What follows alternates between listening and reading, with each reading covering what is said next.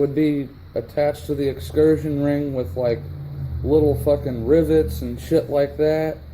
And it's got a toroidal coil inside of it instead of the traditional wrap coil.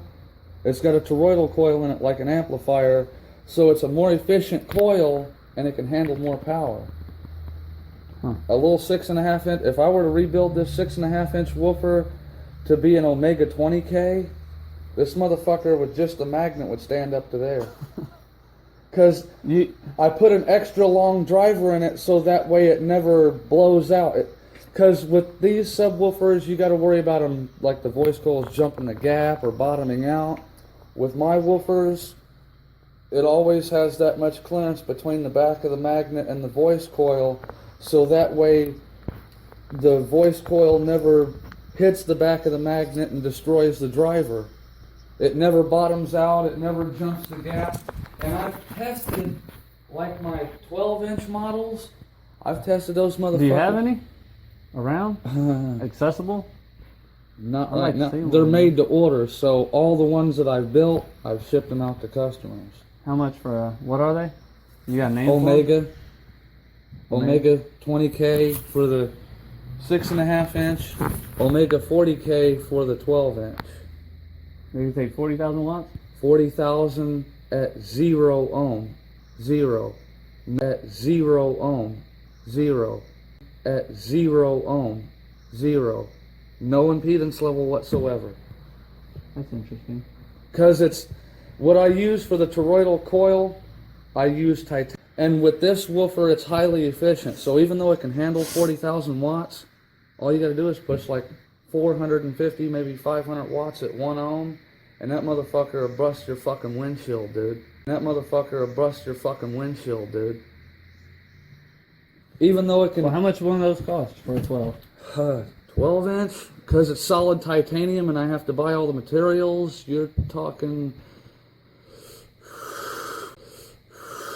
I've charged about 40,000 for one of those motherfuckers. 40, 50 grand for one of them motherfuckers. I've charged about 40,000 for one of those motherfuckers. 40, 50 grand for one of them motherfuckers. Because they never blow. I mean, you can push 40, 50, 60,000 watts through them at like a half ohm for like several hours and they don't even get warm. Like you can put your hand on the air vents of the woofer and you feel no warm air at all coming out of that motherfucker. Well, fucking raw kilowatt power, raw megawatt power from a fucking city power grid, AC current through that motherfucker, and it'll just laugh at it, dude. I mean, I make some really wicked fucking subs, like the 12-inch woofer, the 12-inch Omega 40K. That motherfucker weighs about almost 1,000 pounds. That motherfucker weighs about almost 1,000 pounds because of the motor. The motor is like fucking... You have to lift it up with a freaking... Like an How engine. tall is it? Hell, fucking Omega 40K stands up about that fucking high, dude. How much airspace does it take? It moves about probably 12,000 to 15,000 cubic feet of air per minute. And you're talking about major sound pressure. Like, the first one I sold was a Raw series, which just has direct connect voice coils like these subs with no fail-safe circuits in them. I sold it to the guy, and he killed himself with it.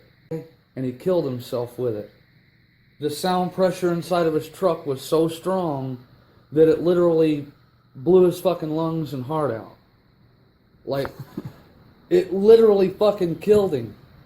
Not to mention, I've tested these subs at maximum power at like 24 hertz, and they're powerful enough, they move enough air pressure at maximum power to take the roof of your car and crush it like a soda can. It causes a negative vacuum pressure effect that basically explodes out like a shock wave. It blows out your windows, and at the same time, it takes the roof of your car and just crushes that motherfucker like a soda can. I did that with a fucking Chevy Tahoe. So you created a black hole. Pretty much. much. That's why the future name of my car audio company is Quantum Acoustics, because, okay, the thing about my subs is they're total underground. That means they're not regulated by FTC, the Federal Trade Commission standards. So I can make them as powerful or as weak as I want them to be, or as the customer wants them to be. But to keep them from generating the sound pressure required to crush your fucking car, I have to put a fail-safe circuit in it that cuts down the wattage if you turn it up too loud. Amplifiers from right there all the way to that freaking door in order to have enough power at like a half ohm to literally fry this fucking sub. I mean, you're talking about, what, 60 fucking 9K amplifiers in one giant rack in? My subs come with a 100-year factory warranty, which means literally you don't have to buy an extended warranty, because if anything happens to it while you have it, you bring it back to me and it's fixed for free and it's back to you in like 24 to 48 hours. I mean, and so far I've sold probably like 15 or 20 of these motherfuckers, which is how I was able to maintain that shop. But man, I wish I could get more people to fucking buy my shit, you know, because, and I wish I could get them. You know, a $50,000 sub, you know, it's not a big market. When you're talking about a motherfucker that invests $50,000-$60,000 into an entire sound system, like fucking that dude on YouTube, Life of Price, he's got fucking 10, 18-inch PSI audios in the back of a fucking car. That motherfucker's got a $60,000 sound system in that motherfucker.